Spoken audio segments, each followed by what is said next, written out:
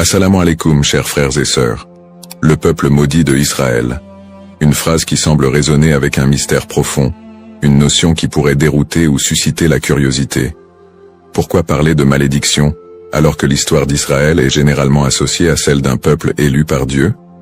Pourtant, au fil des siècles, des textes anciens aux événements historiques récents, l'idée que le peuple d'Israël aurait pu être maudit a traversé les cultures, les religions et les esprits. Il est crucial de comprendre que ce sujet va bien au-delà des simples récits bibliques. Il s'ancre dans une histoire complexe, où la théologie, les prophéties et les malheurs historiques sont intimement liés. Cette notion de malédiction trouve son écho dans les croyances populaires, mais aussi dans des interprétations religieuses et culturelles, parfois mal comprises. Pourquoi ce sujet mérite-t-il notre attention aujourd'hui? Parce que ce n'est pas simplement un concept historique, mais une idée qui a façonné la perception mondiale d'un peuple tout au long des âges. Pour bien saisir la portée de cette notion, il est indispensable de remonter aux sources historiques et religieuses, de comprendre le contexte dans lequel ces croyances ont émergé, et de démêler les faits des mythes. Le terme de peuple maudit a souvent été utilisé dans divers contextes pour parler du peuple d'Israël, mais que signifie-t-il réellement? Dans la Bible, en particulier dans l'Ancien Testament, les relations entre le peuple hébreu et Dieu sont parfois marquées par des promesses de bénédiction, mais aussi des avertissements de malédiction en cas de désobéissance. Dans le livre du Deutéronome par exemple, Dieu promet des bénédictions à Israël s'ils obéissent à ses commandements, mais il y a également des malédictions redoutables s'ils s'en écartent. Parmi ces malédictions, on trouve des prophéties qui parlent d'exil, de souffrance et de dispersion à travers le monde. Ces passages ont alimenté des siècles d'interprétations théologiques, renforçant l'idée que certaines périodes de souffrance du peuple juif pourraient être vues comme des châtiments divins. Au-delà de la Bible, l'histoire du peuple d'Israël, marquée par les conquêtes, les destructions, l'exil et les persécutions, a renforcé cette image d'un peuple qui porte un poids historique lourd. Depuis la destruction du premier et du second temple de Jérusalem, en passant par les diasporas forcées, jusqu'aux tragédies plus récentes comme la Shoah, beaucoup ont vu dans ces événements des échos de ces anciennes malédictions bibliques. Mais ces interprétations ne sont pas uniquement religieuses. Elles se sont parfois transformées en idéologie politique et sociale. La perception négative et les stéréotypes autour du peuple juif au cours de l'histoire ont souvent renforcé cette idée de malédiction, parfois utilisée pour justifier des discriminations et des persécutions. La notion de peuple maudit a ainsi été instrumentalisée à travers les siècles. Avant de commencer cette vidéo, n'oubliez pas de liker cette vidéo, car cela nous donne beaucoup de force pour continuer à partager du contenu bénéfique. Et je vous invite à vous abonner à notre chaîne et d'activer la cloche de notification pour rester informé de nos prochaines publications sur la foi islamique. Merci et bonne vidéo. L'objectif de cette vidéo est d'analyser et de comprendre cette idée complexe et souvent mal interprétée de peuple maudit.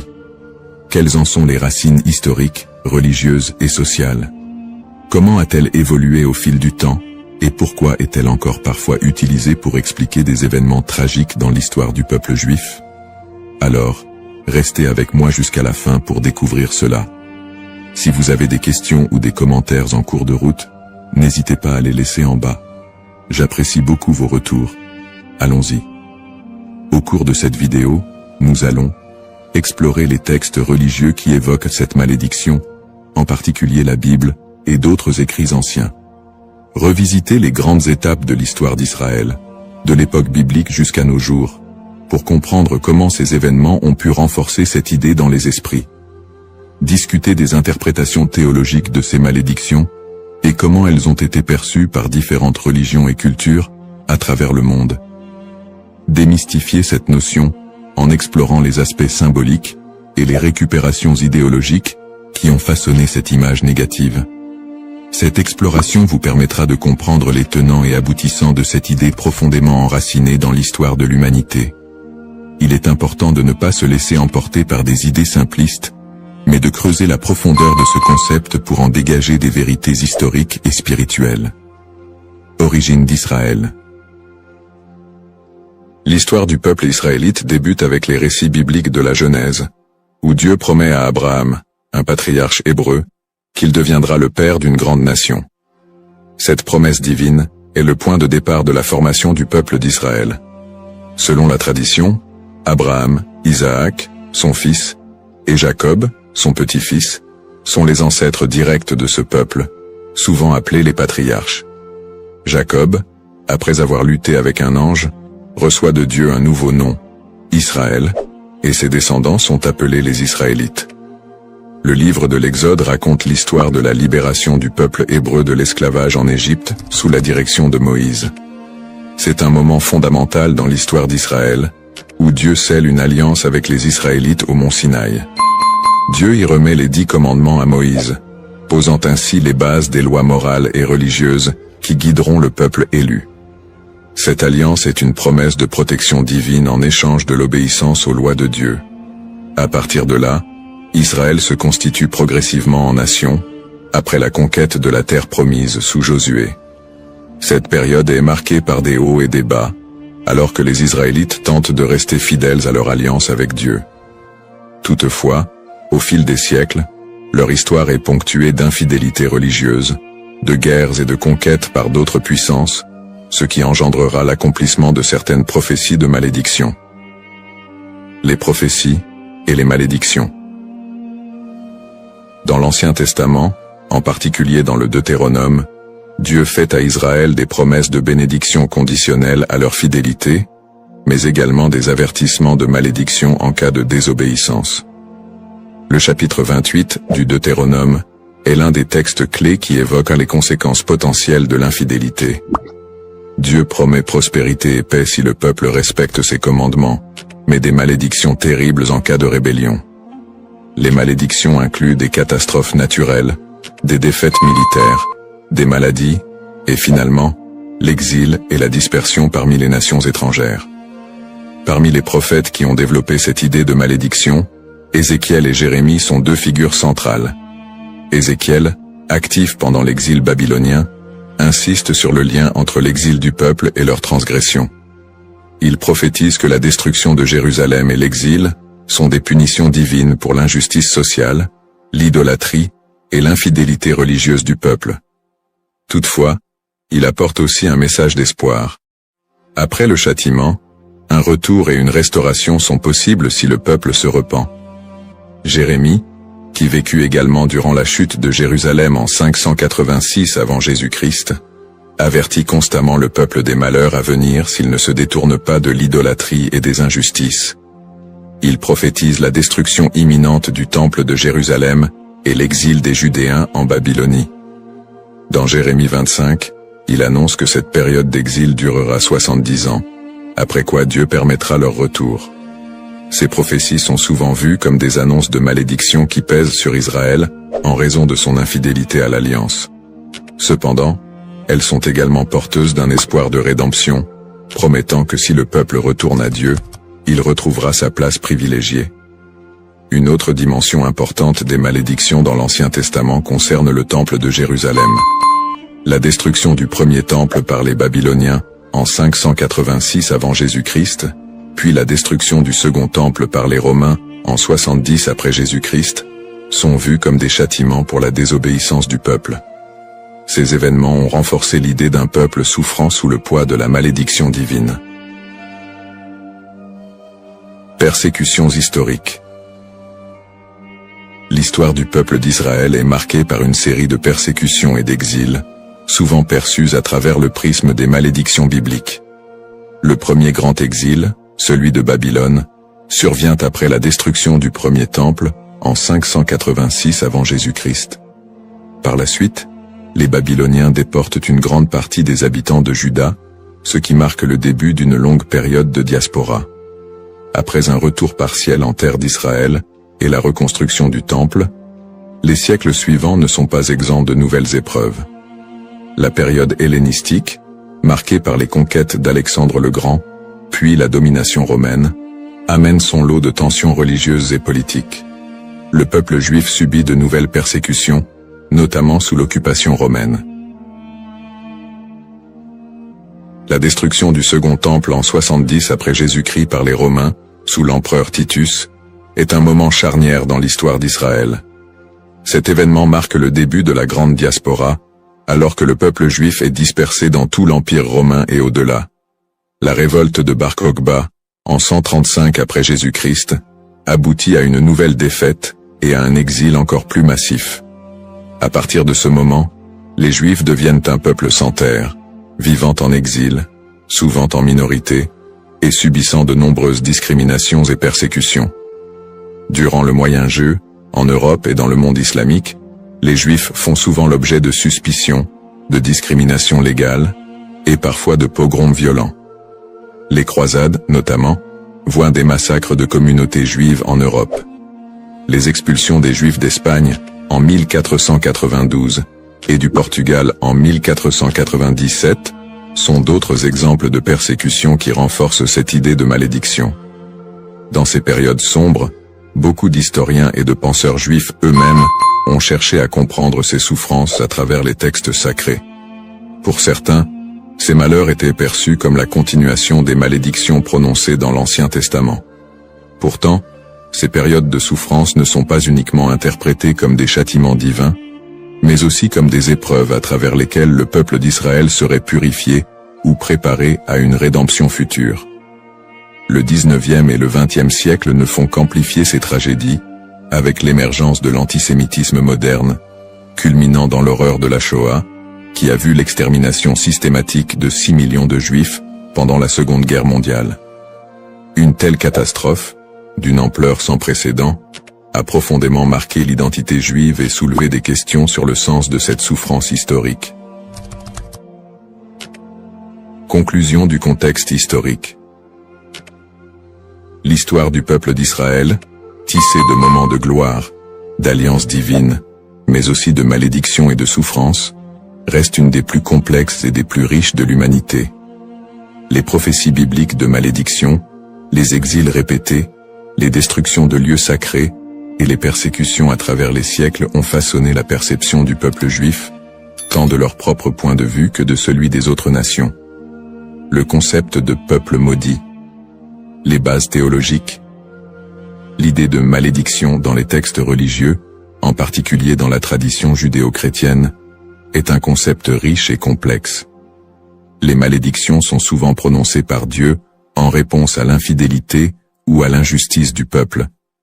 Dans la Bible, notamment dans le livre du Deutéronome, Dieu promet des bénédictions à Israël pour leur obéissance, mais aussi des malédictions en cas de désobéissance.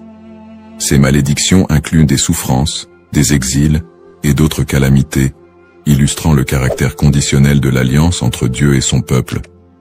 La distinction entre malédiction divine et humaine est essentielle. Les malédictions divines, souvent exprimées par des prophètes, sont vues comme des conséquences directes de l'action humaine contre les commandements divins. En revanche, les malédictions humaines peuvent découler de superstitions, de croyances populaires ou d'anathèmes lancés par des individus ou des groupes en réponse à des actes perçus comme immoraux. Cette différence met en lumière le rôle de la responsabilité humaine dans la réception de ces malédictions. Les prophètes, tels qu'Ézéchiel et Jérémie, jouent un rôle crucial dans la communication de ces malédictions. Leur message souligne que ces châtiments ne sont pas simplement des expressions de colère divine, mais des appels à la repentance et à la restauration. Ce cadre théologique souligne que les malédictions ne sont pas définitives, et que le retour à la foi peut conduire à des bénédictions renouvelées. Malédiction et mythe. La notion de malédiction attachée au peuple d'Israël a donné lieu à de nombreuses interprétations populaires et mythes au cours des siècles. Dans les traditions chrétiennes et islamiques, des récits sur le peuple juif ont souvent été associés à des idées de punition divine. Ces interprétations, parfois teintées d'hostilité, ont conduit à la propagation de stéréotypes négatifs. Historiquement, des récits de malédiction ont été utilisés pour justifier des persécutions contre les Juifs. Par exemple, l'idée que le peuple juif a été maudit en raison de la crucifixion de Jésus a été utilisée pour alimenter l'antisémitisme. Ces interprétations ont pris racine dans des contextes sociopolitiques où le peuple juif était perçu comme un bouc émissaire, conflit entre Israël et les juifs, et où les juifs étaient vus comme des ennemis. Ces idées, souvent exprimées par des prophètes, sont aujourd'hui encore utilisées dans la tradition chrétienne et islamique. Dans les traditions chrétiennes et islamiques, des récits sur le peuple juif ont souvent été associés à des idées de punition divine. Par exemple, l'idée que le peuple juif a été maudit en raison de la crucifixion de Jésus a été utilisée pour alimenter l'antisémitisme. Ces interprétations ont pris racine dans des contextes sociopolitiques où le peuple juif était perçu comme un bouc émissaire, lors de périodes de crise ou de bouleversements sociaux. La manière dont ces malédictions ont été comprises et transmises à travers les siècles a également façonné les perceptions collectives du peuple juif. Les récits de souffrance et de malédiction ont souvent été amalgamés dans la culture populaire, créant un imaginaire collectif qui persiste jusqu'à aujourd'hui. Cette dynamique entre malédiction et mythe a ainsi contribué à la stigmatisation du peuple juif à travers l'histoire. Analyse moderne. Dans le contexte moderne, le concept de peuple maudit a pris des formes variées et a été réinterprété sous différents angles. L'antisémitisme historique, qui a trouvé ses racines dans ces idées de malédiction, demeure une réalité dans de nombreuses sociétés. Les stéréotypes associés à la malédiction continuent d'alimenter des préjugés, parfois de manière insidieuse, dans le discours contemporain. Cependant, avec l'essor des mouvements de droits civiques et des études critiques sur l'antisémitisme, il y a eu une tentative de déconstruire cette notion de malédiction. Des intellectuels et des théologiens contemporains cherchent à recontextualiser les récits bibliques en mettant en avant le message de rédemption et de justice qui les sous-tend. L'idée que les souffrances du peuple juif sont uniquement le résultat de la malédiction divine est de plus en plus contestée, au profit d'une approche qui valorise la résilience et l'identité culturelle du peuple juif. De plus, dans le cadre des dialogues interreligieux, il est crucial de dépasser les interprétations qui associent la souffrance à une malédiction éternelle. Les traditions religieuses sont de plus en plus appelées à collaborer pour combattre les préjugés et promouvoir la compréhension mutuelle. Dans ce contexte, le concept de malédiction est réévalué, non pas comme une fatalité, mais comme une occasion de réflexion sur les injustices sociales et historiques. En somme, le concept de peuple maudit est profondément ancré dans l'histoire religieuse et culturelle. Il invite à une réflexion sur la manière dont les textes sacrés et les croyances ont été interprétés à travers les âges, souvent avec des conséquences tragiques.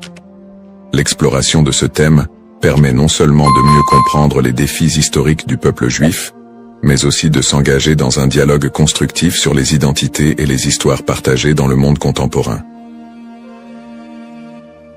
La diaspora et les épreuves du peuple juif vit en diaspora. La diaspora juive, qui a débuté avec l'exil babylonien au VIe siècle avant J.C., a été marquée par une série de défis sans précédent. Une fois dispersé à travers le monde, le peuple juif a dû naviguer dans des environnements souvent hostiles. Les communautés juives ont fait face à des persécutions, à des migrations forcées et à la ghettoisation, qui ont toutes contribué à forger leur identité collective. Dans de nombreux pays, les Juifs étaient considérés comme des étrangers, souvent sujets à la méfiance et à la stigmatisation. Dans l'Europe médiévale, par exemple, ils étaient fréquemment accusés de diverses calamités, comme la peste noire, et ont été victimes de violences antisémites. Les Juifs étaient souvent contraints de vivre dans des quartiers séparés, appelés ghettos, où leur liberté était limitée. Cette ghettoisation a servi à isoler les communautés juives, créant un environnement d'exclusion qui a renforcé les stéréotypes négatifs. Les migrations forcées ont également eu un impact considérable sur la vie juive en diaspora.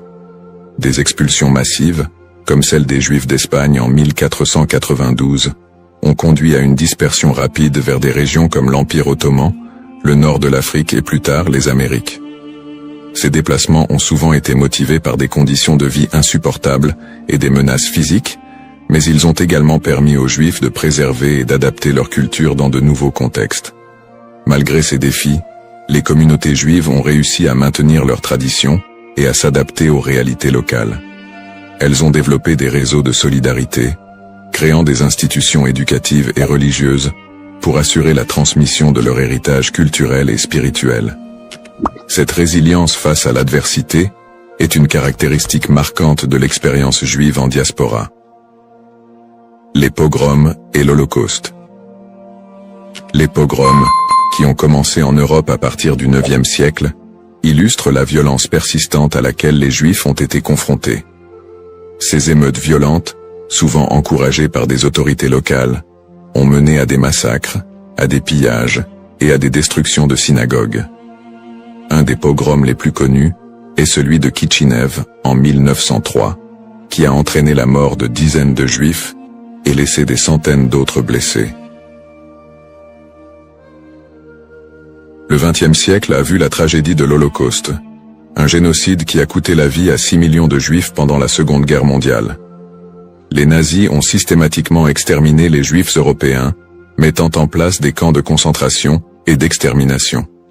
Malgré ces persécutions violentes, de nombreuses histoires de survie émergent, mettant en lumière le courage et la détermination du peuple juif. Des groupes de résistance, des réseaux de sauvetage et des actes de bravoure individuels témoignent de la volonté de maintenir l'humanité et la dignité face à l'inhumanité. L'Holocauste a laissé une empreinte indélébile sur la mémoire collective juive.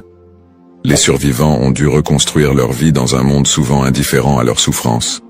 Cette tragédie a également catalysé des mouvements politiques qui ont conduit à la création de l'État d'Israël en 1948, un point tournant dans l'histoire juive moderne. Lutte pour l'identité et la terre promise. Les épreuves subies par le peuple juif en diaspora ont profondément influencé son identité collective. Face à l'adversité, une identité juive résiliente a émergé, mêlant tradition séculaire, pratiques religieuses et un sentiment d'appartenance à une histoire commune. Cette lutte pour la survie a également renforcé un lien indéfectible avec la terre d'Israël, considérée comme la terre promise dans la tradition juive. Ce lien a été ravivé tout au long de l'histoire, notamment lors des mouvements sionistes du XIXe et du XXe siècle, qui ont cherché à établir un foyer national juif en Palestine. Pour de nombreux juifs, la terre d'Israël représente non seulement un lieu géographique, mais également un symbole de liberté, d'identité et d'unité. Les événements tragiques de l'histoire juive, comme l'Holocauste, ont également renforcé l'urgence de cette quête, suscitant un mouvement pour un retour à la terre d'Israël. En somme, l'expérience de la diaspora a été marquée par des défis extrêmes, mais aussi par une résilience remarquable. Les persécutions, les pogroms et l'Holocauste ont non seulement laissé des cicatrices, mais ont également façonné une identité juive forte, ancrée dans une histoire partagée et un attachement profond à la terre d'Israël. Ce processus de formation de l'identité juive, en réponse aux épreuves, continue de jouer un rôle crucial dans la vie des Juifs du monde entier aujourd'hui. Le retour en Israël et l'État moderne, sionisme et création de l'État d'Israël. Le mouvement sioniste, qui a émergé à la fin du XIXe siècle, constitue un tournant majeur dans l'histoire juive moderne. À cette époque, les Juifs d'Europe étaient confrontés à une montée de l'antisémitisme et à des conditions de vie précaires, notamment en Russie et en Europe de l'Est. Ces difficultés ont suscité un besoin pressant d'un foyer national. Theodor Herzl, considéré comme le père du sionisme politique, a articulé cette aspiration dans son livre L'État juif, 1996, où il propose la création d'un État juif en Palestine, comme réponse à l'antisémitisme rampant. Le sionisme a pris plusieurs formes, allant du sionisme politique de Herzl à des visions plus socialistes et culturelles, comme celles de figures comme David Ben-Gourion et Ahad Ha'am. Le premier congrès sioniste a eu lieu à Bâle, en 1897, où les participants ont décidé de promouvoir l'établissement d'un foyer national juif en Palestine, par des moyens diplomatiques et légaux. À la suite de la déclaration Balfour de 1917, dans laquelle le gouvernement britannique a exprimé son soutien à l'établissement d'un foyer national juif en Palestine, le mouvement sioniste a gagné en légitimité. Cependant, la réalité sur le terrain était complexe. La Palestine était alors habitée par une majorité arabe qui a vu l'immigration juive comme une menace pour ses droits et ses terres. Cette situation a semé les graines des conflits futurs. Après la Seconde Guerre mondiale et l'Holocauste, qui a décimé la population juive d'Europe, le besoin d'un refuge sécurisé a été accentué. En 1947, l'Assemblée générale des Nations unies a voté pour diviser la Palestine en deux États, un juif et un arabe. Les leaders juifs ont accepté le plan, mais les dirigeants arabes l'ont rejeté. Le 14 mai 1948, David Ben-Gourion a proclamé l'indépendance de l'État d'Israël, ce qui a entraîné la première guerre israélo-arabe. En dépit de l'opposition régionale, Israël a réussi à établir un État et à absorber un grand nombre de réfugiés juifs du monde entier, notamment des survivants de l'Holocauste. Conflit moderne. Depuis sa création, l'État d'Israël a été plongé dans une série de conflits régionaux qui ont souvent été alimentés par des tensions ethniques et religieuses. Les guerres avec les pays arabes voisins, notamment les guerres de 1948, 1967 et 1973, ont défini les frontières et les relations diplomatiques de l'État moderne. Les tensions avec les populations palestiniennes ont également été une source constante de conflits, culminant avec les intifadas des années 1980 et 2000, où des soulèvements populaires ont éclaté en réponse à l'occupation israélienne des territoires palestiniens. Le conflit israélo-palestinien est un point focal des tensions au Moyen-Orient, où des questions de droits territoriaux, d'autodétermination et de sécurité se croisent.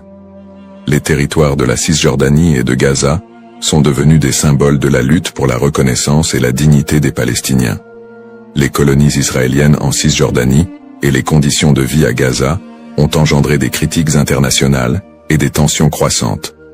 Sur le plan religieux, les sites sacrés tels que Jérusalem revêtent une signification particulière pour les Juifs, les chrétiens et les musulmans, exacerbant les conflits. L'accès aux lieux saints est souvent un point de discorde, avec des épisodes de violence autour du mont du Temple et du dôme du Rocher. Peut-on encore parler d'un peuple maudit aujourd'hui? La question de savoir si l'on peut encore parler d'un peuple maudit aujourd'hui mérite d'être examinée sous différents angles. D'une part, le peuple juif a par moments été perçu comme victime d'une malédiction, surtout dans le contexte des souffrances historiques, des persécutions et de l'Holocauste. Cette perception s'est parfois traduite par des stéréotypes négatifs et un antisémitisme durable qui persistent encore dans certaines sociétés contemporaines. D'autre part, l'idée de peuple maudit ne rend pas pleinement compte de la résilience, de l'innovation et des contributions culturelles des Juifs à la société mondiale. Après des siècles de persécution, les Juifs ont réussi à établir un État souverain, à revitaliser leur culture et à jouer un rôle significatif dans divers domaines tels que la science, l'art et la politique. Cette renaissance culturelle et nationale contredit l'idée d'une malédiction éternelle. Aujourd'hui, beaucoup de Juifs se définissent non pas par leurs souffrances passées, mais par leur identité culturelle et leur engagement envers des valeurs de justice, de paix et de coexistence.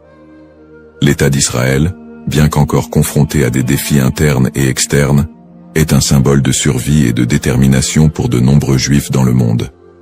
Ainsi, plutôt que de voir le peuple juif à travers le prisme d'une malédiction, il est plus approprié de reconnaître la complexité de son histoire, marquée par des luttes et des triomphes, et d'appréhender la diaspora juive comme une histoire d'espoir, de résilience et de quête d'identité. Dans cette exploration du thème du peuple maudit d'Israël, nous avons retracé l'histoire complexe des Juifs, de leurs origines dans l'Antiquité à leur établissement moderne en tant qu'État souverain. Nous avons examiné le contexte historique et religieux, en soulignant les épreuves de la diaspora, les persécutions et les tragédies comme les pogroms et l'Holocauste. En analysant le concept de malédiction, nous avons également vu comment il a été utilisé pour justifier des stéréotypes et des violences à l'encontre des Juifs au fil des siècles. Nous avons ensuite discuté du mouvement sioniste qui a mené à la création de l'État d'Israël en 1948, ainsi que des conflits régionaux qui en ont découlé, notamment avec les populations palestiniennes. Ces tensions, alimentées par des enjeux historiques, ethniques et religieux, continuent de façonner la réalité actuelle du pays. En réfléchissant à l'évolution du terme « maudit », il est crucial de reconnaître qu'il a souvent été employé de manière péjorative pour désigner le peuple juif et justifier des injustices. Cependant, au fil du temps, cette notion a été déconstruite. De nos jours, parler de peuple maudit ne rend plus compte de la diversité et de la résilience des communautés juives. Au contraire, il est essentiel de voir le peuple juif comme porteur d'une riche culture, d'une identité dynamique et d'une volonté indéfectible de vivre et de prospérer, malgré les défis historiques. Pour conclure, j'invite chacun d'entre vous à approfondir ce sujet fascinant et complexe. Prenez le temps d'explorer les multiples facettes de l'histoire juive, d'écouter des voix variées, et de réévaluer vos propres perceptions sur le peuple juif et son héritage. En favorisant la compréhension et l'empathie, nous pouvons tous contribuer à un dialogue constructif qui transcende les stéréotypes et promeut la paix et la coexistence. Le parcours historique du peuple juif est une leçon pour tous sur la résilience, l'identité et la quête de justice. Assalamu alaikum wa rahmatullahi wa barakatuh, chers frères et sœurs. Bienvenue sur notre chaîne, Parole d'Allah. Aujourd'hui, nous plongeons dans l'un des moments les plus spirituels de l'année, le mois de Ramadan. Ce mois béni, où les portes du paradis s'ouvrent et celles de l'enfer se ferment, est un moment de purification de l'âme et de rapprochement avec notre Créateur. Le Ramadan est une période durant laquelle notre lien avec Allah se renforce par la prière, le jeûne et surtout l'invocation, doua. Chaque prière et chaque doua prononcée en ce mois possède une force et une bénédiction particulière. Dans cette vidéo, nous allons explorer un doua spécifique, puissant et significatif que vous pouvez réciter pendant ce mois sacré. Nous verrons comment cette invocation peut transformer nos vies et nous rapprocher davantage de la miséricorde d'Allah. Avant de commencer cette vidéo, n'oubliez pas de liker cette vidéo, car cela nous donne beaucoup de force pour continuer à partager du contenu bénéfique. Et je vous invite à vous abonner à notre chaîne et d'activer la cloche de notification pour rester informé de nos prochaines publications sur la foi islamique. Partagez-la avec vos proches et laissez un commentaire pour me dire ce que vous en pensez. Merci et bonne vidéo. L'importance du doua dans le mois de Ramadan. Le mois de Ramadan est une période inégalée dans l'année où Allah accorde une miséricorde et une bénédiction infinie à ceux qui s'y consacrent pleinement. Parmi les plus grandes bénédictions de ce mois figure l'importance du doua. En effet, le prophète Muhammad, paix et bénédiction sur lui, a dit « Il y a 3 personnes dont l'invocation n'est jamais rejetée. Celui qui jeûne jusqu'à ce qu'il rompe son jeûne, le juste dirigeant, et celui qui fait doua pour son frère en son absence. » Tirmidhi. Ce hadith montre clairement que pendant le Ramadan, les invocations sont particulièrement efficaces et puissantes. Le mois de Ramadan est un moment unique où les portes du ciel sont largement ouvertes et où Allah écoute plus attentivement les prières de ses serviteurs. C'est un mois de pardon et de miséricorde, une occasion en or pour demander à Allah ce que l'on désire, que ce soit la purification de l'âme, la guérison ou la bénédiction dans nos vies.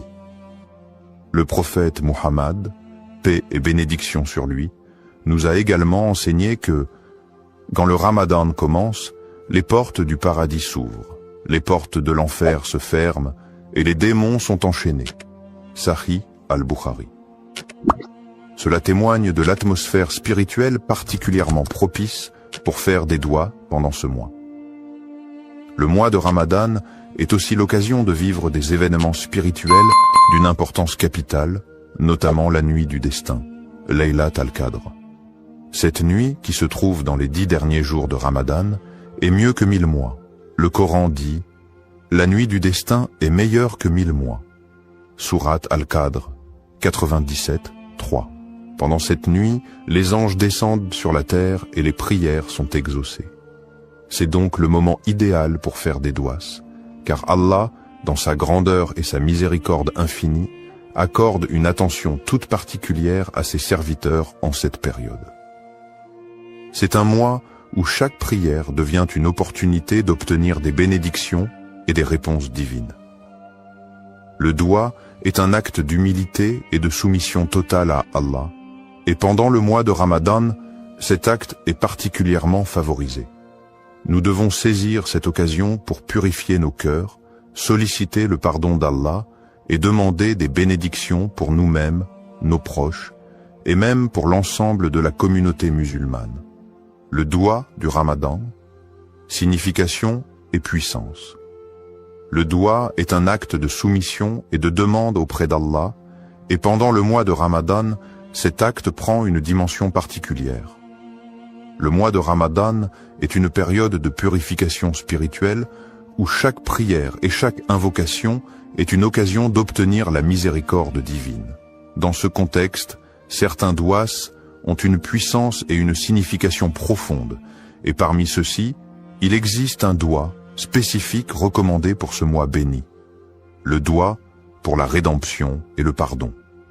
Le doua pour la rédemption et le pardon. Un des douas les plus recommandés pendant le mois de Ramadan est le doua pour demander le pardon et la miséricorde d'Allah. Il s'agit de l'invocation suivante, souvent récitée durant ce mois sacré. Allahumma innaka afu, tuhibbul afu, fa'af anni. Allahumma innaka afuun tuhibbu al-afwa, fa'fu anni. Oh Allah, tu es pardonnant, tu aimes le pardon, alors pardonne-moi. Hadith rapporté par Al-Tirmidhi. Ce doua est une invocation très puissante et profonde. Elle est recommandée de manière spéciale durant les dernières nuits de Ramadan, notamment durant la nuit du destin, Laylat al-Qadr, lorsque les bénédictions et les bénédictions divines sont multipliées. Le doua exprime l'humilité et le besoin absolu de la miséricorde d'Allah. Signification des mots et impact spirituel. Chaque mot de ce doua est riche en signification et en implications spirituelles. Voici une explication détaillée de ces éléments clés. Allahumma innaka. Ce mot commence l'invocation par le nom d'Allah, une manière de se rappeler qu'Allah est celui vers qui toute demande doit être adressée. Ce début marque le recueillement, le respect et l'humilité devant Allah.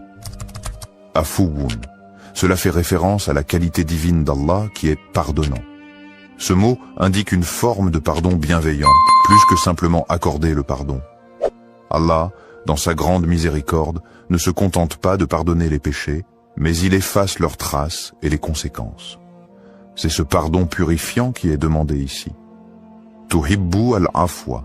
Cette phrase signifie que tu aimes le pardon. Cela nous rappelle que le pardon est une qualité précieuse dans l'islam. Et Allah non seulement pardonne, mais il aime pardonner à ses serviteurs qui se repentent sincèrement. Il est la source de tout pardon et aime purifier ceux qui se tournent vers lui avec un cœur sincère. Fa'fu anni. Ici, on demande directement à Allah de pardonner nos fautes. Le mot fa'fu est plus que le simple pardon. Il implique l'effacement total des péchés et des erreurs, une grâce qui est renouvelée chaque jour pendant le mois de Ramadan. Cette invocation, d'une simplicité apparente, est profondément spirituelle. Elle illustre parfaitement l'âme du Ramadan, qui est un mois de purification, de repentance et de réconciliation avec Allah. Le doua fait appel à la miséricorde d'Allah, à sa volonté de pardonner et à sa bienveillance infinie. Il invite les croyants à se tourner vers Allah avec une foi totale, en reconnaissant leur faiblesse et en demandant une purification divine. Connexion à la miséricorde divine. Le mois de Ramadan est le mois où la miséricorde divine atteint son paroxysme. En demandant pardon, le croyant ne fait pas qu'accepter la rédemption de ses péchés, mais aussi il s'engage dans un processus de purification de l'âme. Allah nous enseigne dans le Coran que sa miséricorde couvre toutes choses, et cette miséricorde est particulièrement active pendant le mois de Ramadan. Le prophète Muhammad, paix et bénédiction sur lui, a dit « Celui qui jeûne pendant le mois de Ramadan avec foi et espérant la récompense d'Allah, ses péchés passés lui seront pardonnés. » Sahih al-Bukhari. Le doua pour le pardon est une clé pour accéder à cette miséricorde. Ce mois de Ramadan est, pour chaque musulman, une occasion de se libérer des chaînes de ses péchés, de se purifier et de se rapprocher de la clémence infinie d'Allah. La répétition de ce doua crée une connexion constante avec la miséricorde divine et rappelle aux croyants qu'Allah est toujours prêt à pardonner ceux qui reviennent vers lui avec sincérité. Bénédictions liées à l'écoute de ce doua. Les bénédictions de ce doua sont innombrables. Lorsque nous récitons cette invocation, nous sollicitons le pardon d'Allah et en retour, Allah nous accorde plusieurs bénédictions spirituelles, le pardon des péchés. Comme mentionné précédemment, réciter ce doua avec foi et sincérité efface nos péchés, même les plus grands. La purification du cœur, la miséricorde divine, demandée dans cette invocation, purifie le cœur du croyant, enlevant l'orgueil, la colère et la rancune. La proximité d'Allah. En demandant pardon à Allah, nous établissons un lien plus intime avec lui. Le doua nous rappelle que nous sommes toujours dépendants de sa miséricorde et que notre relation avec lui est celle d'un serviteur humble. Les bénédictions dans la vie. Le pardon d'Allah pendant le Ramadan se traduit également par des bénédictions dans notre vie quotidienne. Ces bénédictions peuvent se manifester sous forme de paix intérieure, de prospérité spirituelle et matérielle, et d'un sentiment général de bien-être.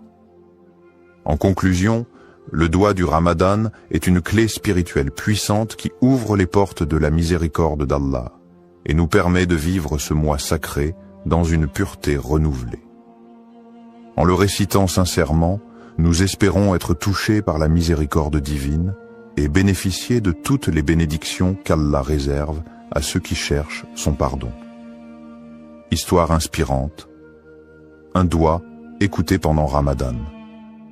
Il y a quelques années, un frère musulman nommé Ahmed vivait un moment difficile dans sa vie. Il avait perdu son emploi, sa situation financière était instable et il ressentait une profonde inquiétude quant à son avenir. Chaque jour, il se battait contre la peur et le doute, se demandant s'il serait capable de subvenir à ses besoins et à ceux de sa famille. En ce mois de Ramadan, il décida de se tourner pleinement vers Allah, espérant que ce mois sacré, porteur de bénédictions, serait l'occasion pour lui de trouver une réponse divine. Ahmed avait toujours été un croyant fidèle, mais dans ces moments de détresse, sa foi était mise à l'épreuve. Il se souvint des paroles du prophète Muhammad, paix et bénédiction sur lui. Il n'y a rien de plus noble que de faire appel à Allah avec une invocation sincère, et Allah répondra, mais selon ce qui est meilleur pour vous. Sahih Muslim. Conscient de la miséricorde infinie d'Allah, il se dit qu'il devait faire confiance à Allah, peu importe l'issue de sa situation. Durant les nuits du Ramadan, Ahmed s'isola dans sa chambre après la prière de Tarawih, un moment calme où il pouvait se concentrer pleinement sur son invocation. Avec une profonde humilité et sincérité, il leva les mains vers Allah et récita ce doua. Allahumma inni abduk wa ibnu abdik wa ibnu ummatik, nasiyati biyadik, maadin fi hukmik, adlu fi qada'uk, asalika bikulli ismin huwa lak, سميت به نفسك أو أنزلته في كتابك أو علمته أحدا من خلقك أو استأثرت به في علم الغيب عندك أن تجعل القرآن ربيع قلبي ونور صدري وجلاء حزني وذهاب همي اللهم إني عبدك وابن عبدك وابن آمتك ناسيتي بيدك معذ في حكمك عدل في قضائك أسألك بكل اسم هو لك سميته به نفسك أو أنزلته في كتابك أو علمته أحدا من خلقك أو استأثرت به في علم الغيب عندك أن تجعل القرآن رب قلب ونور صدر وجلاء حزن وذهب همع. Ô Allah, je suis ton serviteur, fils de ton serviteur et fils de ta servante. Mon destin est entre tes mains et tout ce que tu ordonnes est juste et équitable. Je te demande, par tous les noms qui t'appartiennent, que tu as révélé dans ton livre ou enseigné à l'un de tes créatures, ou gardé dans le secret de ton savoir divin, que le Coran devienne le printemps de mon cœur, la lumière de ma poitrine, la guérison de ma tristesse et la disparition de mon souci. Cette invocation, exprimant une demande de guérison spirituelle, de paix intérieure et de bénédiction dans la vie d'Ahmed, marqua un tournant dans son Ramadan. Il répéta ce doua avec une foi inébranlable, se rappelant que Ramadan est le mois où les portes de la miséricorde d'Allah sont largement ouvertes. Chaque mot de l'invocation résonnait profondément dans son cœur, et il ressentait une connexion spéciale avec Allah pendant ces moments de solitude. Les jours passaient, et bien que la situation extérieure d'Ahmed ne changeait pas immédiatement, il ressentait une paix intérieure qu'il n'avait pas connue depuis longtemps. Il continuait à faire des douas, mais ce sentiment de tranquillité le guidait dans ses prières et ses supplications.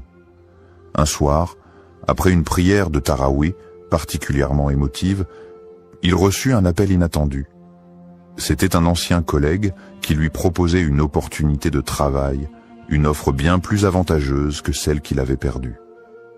Non seulement cette offre répondait à ses besoins matériels, mais elle offrait également une chance de croître et de se rapprocher de ses valeurs spirituelles. Cela lui rappela instantanément le hadith du prophète Muhammad, paix et bénédiction sur lui. Quand Allah aime un serviteur, il l'éprouve. Sahih al-Bukhari. Il se rendit compte que cet emploi n'était pas simplement une solution à ses soucis, mais aussi une forme de réponse divine à ses supplications. Au-delà de l'aspect matériel, Ahmed ressentait dans son cœur une profonde gratitude envers Allah. Il se rappela que, bien que sa demande n'ait pas été exaucée immédiatement dans la forme qu'il avait anticipée, la réponse de Dieu était parfaite. Allah avait agi selon ce qui était le meilleur pour lui, non seulement en lui offrant une réponse à ses besoins, mais aussi en renforçant sa foi, en lui enseignant la patience, et en lui montrant que la miséricorde divine se manifeste de manière subtile et inouïe. Cette expérience marqua un tournant spirituel dans la vie d'Ahmed. Il comprit que chaque doigt, même si la réponse n'est pas immédiate ou n'est pas conforme à nos attentes, est écoutée par Allah. Parfois, la réponse vient sous une forme différente de ce que nous imaginons, mais elle est toujours en accord avec ce qui est le mieux pour nous.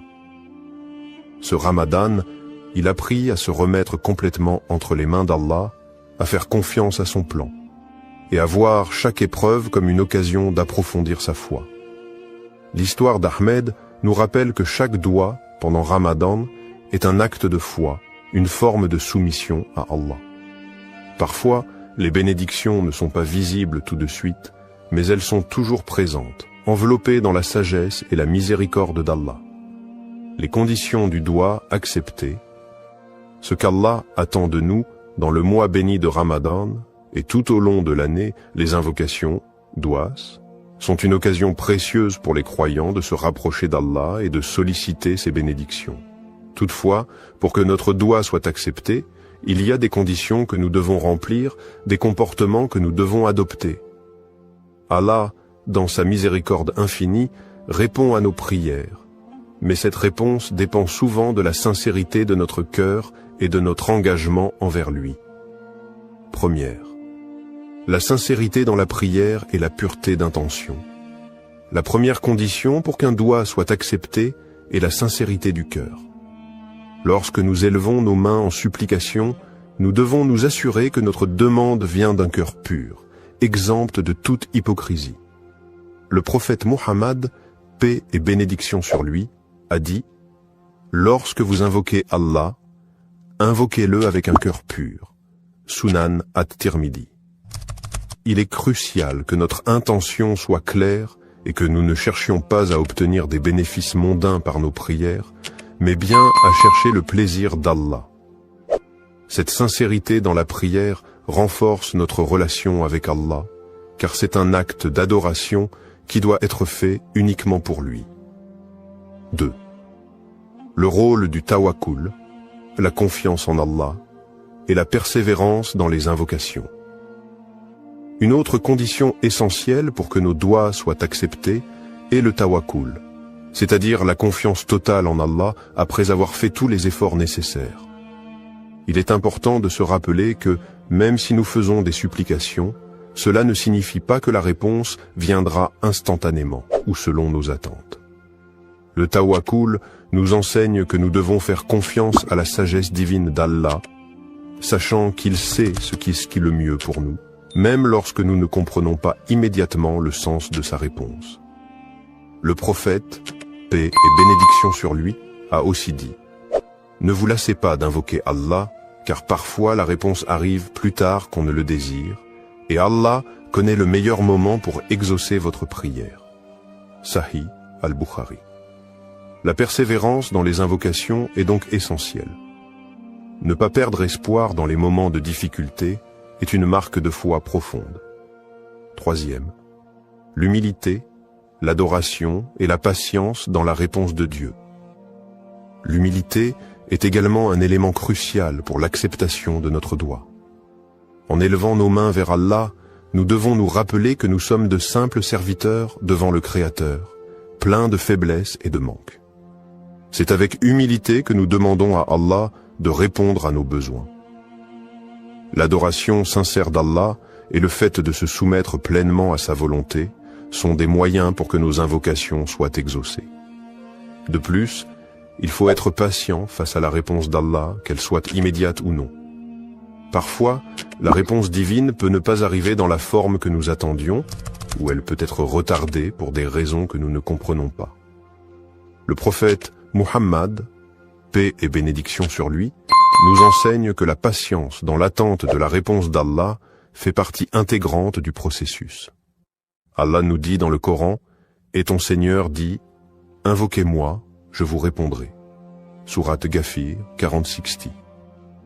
Mais cette réponse peut arriver de manière différente, sous forme de bénédiction, de protection, ou de tests qui renforcent notre foi. En conclusion, pour qu'un doua soit accepté, nous devons répondre à ces conditions essentielles, la sincérité de l'intention, la confiance totale en Allah, tawakkul, la persévérance dans les invocations, l'humilité dans notre supplication et la patience face à la réponse de Dieu. En agissant selon ces principes, nous cultivons une relation spirituelle profonde avec notre Créateur, et nos doigts sont davantage susceptibles d'être exaucés. Mais au-delà de l'exaucement immédiat, nous devons toujours garder à l'esprit que chaque réponse d'Allah est parfaite, et qu'elle vient dans le meilleur des moments et selon sa sagesse infinie. Le doua comme moyen de purification spirituelle. Le mois de Ramadan n'est pas seulement une période de jeûne et d'abstinence, mais également un moment sacré de purification spirituelle. C'est une occasion unique pour les croyants de se rapprocher d'Allah, de purifier leur âme et de renforcer leur foi. Parmi les moyens les plus puissants pour accomplir cette purification, il y a le doua ou l'invocation. Le doua pendant Ramadan ne sert pas seulement à demander de l'aide ou des bénédictions, mais il joue un rôle essentiel dans le processus de purification du cœur et de l'âme. Premier, le doua comme outil de purification du cœur. Lorsqu'un croyant fait un doua, il se tourne vers Allah avec sincérité et humilité, cherchant sa miséricorde et son pardon. Cet acte d'invocation permet de purifier le cœur en le débarrassant de tout orgueil, de tout mal et de toute négativité. Le prophète Muhammad, paix et bénédiction sur lui, a dit « Il n'y a rien de plus purifiant pour le cœur que de se rappeler d'Allah. » Sahih Muslim. Ainsi, chaque doua est une occasion de purifier son cœur en se souvenant constamment de la grandeur et de la miséricorde d'Allah. Le doua permet également de renforcer la relation intime avec Allah. En invoquant Allah, on reconnaît sa dépendance totale envers lui, ce qui éveille un sentiment profond de soumission et de gratitude. Ce processus aide à purifier le cœur des distractions mondaines et à focaliser notre attention sur ce qui est véritablement important dans la vie, l'adoration d'Allah. 2. L'aspect de repentance et d'auto-amélioration pendant le Ramadan. Le mois de Ramadan est le mois de la purification spirituelle par excellence. C'est un moment où les portes du pardon sont largement ouvertes et où chaque croyant a l'opportunité de se purifier par la repentance, tauba, et de demander pardon à Allah pour ses péchés passés. Le doua joue un rôle clé dans ce processus de repentance. En demandant pardon avec sincérité, le croyant se purifie de ses fautes et rétablit une connexion plus forte avec Allah. Le prophète Muhammad, paix et bénédiction sur lui, a dit « Quiconque demande pardon pendant le Ramadan, Allah lui pardonne. » Sunan al-Tirmidhi. Cette promesse divine est un rappel puissant de la miséricorde d'Allah. Lors de nos invocations, il est important de nous repentir sincèrement de nos péchés et de demander à Allah de purifier notre cœur et notre âme. Le doigt devient ainsi un acte de purification, non seulement de nos actions passées, mais aussi un moyen d'améliorer notre caractère et d'aller vers une version meilleure de nous-mêmes. Troisième, le doigt comme moyen de purification spirituelle profonde. Le doigt n'est pas seulement une demande d'aide, mais il est aussi une méthode pour nous purifier en tant qu'individus. C'est une manière d'implorer Allah de nous guider sur le droit chemin, d'effacer les imperfections de notre âme et de nous accorder la paix intérieure. Chaque invocation nous aide à nous détacher des préoccupations matérielles et à renforcer notre connexion avec Allah.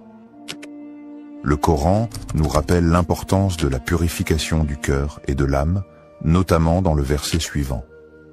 Le jour où ni les biens ni les enfants ne profiteront, sauf celui qui viendra à Allah avec un cœur pur. Sourate Ash-Shu'ara, 26, 88 à 89. Ce verset souligne la nécessité d'avoir un cœur purifié pour mériter la proximité d'Allah et sa récompense. C'est dans le doua que le croyant trouve un moyen puissant de purifier son âme et de se préparer pour l'au-delà. Quatrième, la purification par l'humilité et la sincérité. Un autre aspect du doua pendant Ramadan est l'humilité qu'il induit. En levant les mains vers Allah et en lui demandant ce dont nous avons besoin, nous reconnaissons notre faiblesse et notre dépendance totale envers lui. Cette humilité est un moyen puissant de purifier notre cœur, car elle nous libère de l'orgueil et du sentiment d'autosuffisance qui peut parfois entraver notre spiritualité. Le prophète, paix et bénédiction sur lui, a dit « Celui qui est humble pour Allah, Allah l'élèvera. » Sahih Muslim. En étant sincères et humbles dans notre invocation, nous permettons à Allah de purifier notre cœur et de nous élever spirituellement. Le doigt devient ainsi une forme d'adoration en soi, un acte de soumission à Allah qui nettoie l'âme et éveille une conscience spirituelle plus profonde. C'est à travers cette pratique régulière que nous pouvons espérer purifier nos intentions, notre cœur, et nous rapprocher davantage de notre Créateur. Conclusion, le doigt, pendant le mois de Ramadan, n'est pas simplement un acte de demande, mais une forme de purification spirituelle qui nous aide à nettoyer notre cœur, à nous repentir et à nous améliorer spirituellement. En nous tournant vers Allah avec sincérité, humilité et foi, nous pouvons purifier nos âmes des péchés et des distractions du monde. Le mois de Ramadan, avec ses bénédictions et sa miséricorde infinie, est l'occasion idéale pour accomplir cette purification, se rapprocher d'Allah et renforcer notre engagement à mener une vie pure, pleine de foi et de dévotion. L'écoute du doigt et l'acceptation de la volonté d'Allah. Lorsqu'un croyant fait un doigt, il se soumet à la volonté divine et attend la réponse d'Allah avec foi et confiance. Cependant, il est important de comprendre que la manière dont Allah répond à nos invocations peut ne pas toujours correspondre à ce que nous attendions ou désirions immédiatement. L'acceptation de la volonté d'Allah, même quand la réponse à notre doigt semble différente de ce que nous avons demandé, est un aspect fondamental de la foi musulmane. Cela relève de la conviction profonde que tout ce qu'Allah fait est pour notre bien, même si nous ne comprenons pas toujours les raisons de sa réponse. Premier, croire que toute réponse divine est pour notre bien. Le prophète Muhammad, paix et bénédiction sur lui, a dit « Il se peut que vous détestiez quelque chose alors qu'Allah a placé un grand bien dans cela. » Sourate Al-Baqarah 216. Cette parole nous enseigne que même lorsque la réponse d'Allah semble être un refus ou un retard dans notre demande, cela peut être en réalité un bien pour nous. Allah, dans sa sagesse infinie, connaît ce qui est meilleur pour nous, et parfois ce que nous demandons ne correspond pas à ce que nous avons réellement besoin. Il est aussi essentiel de comprendre que la réponse d'Allah peut se manifester de différentes manières, soit par l'exaucement direct de notre demande, soit par un retard dans la réponse pour tester notre patience et notre foi, ou encore en nous épargnant un mal que nous ne voyons pas.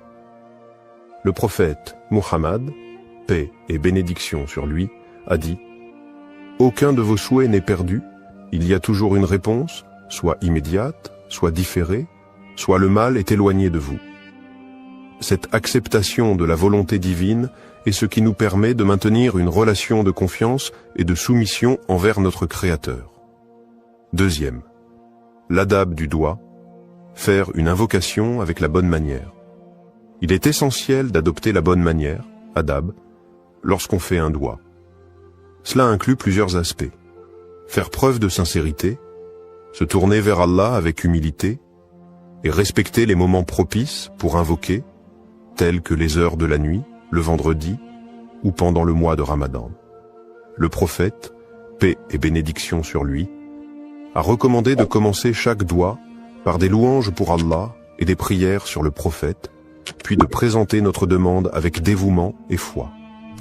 La patience est également une partie essentielle de l'adab du doigt.